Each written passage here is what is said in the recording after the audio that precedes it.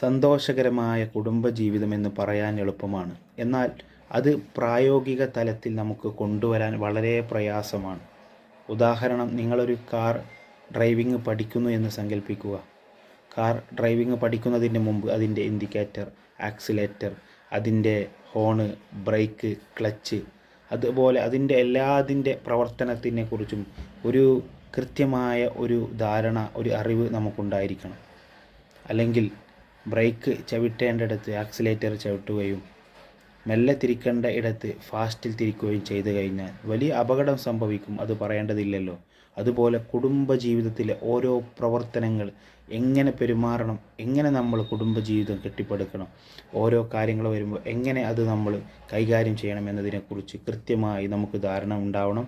അല്ലെങ്കിൽ നമ്മുടെ കുടുംബജീവിതം തകർന്ന് തരിപ്പണമാകും. അള്ളാഹു നമ്മുടെ കുടുംബജീവിതം സന്തോഷകരമാക്കട്ടെ. ആമീൻ യാ റബ്ബൽ ആലമീൻ.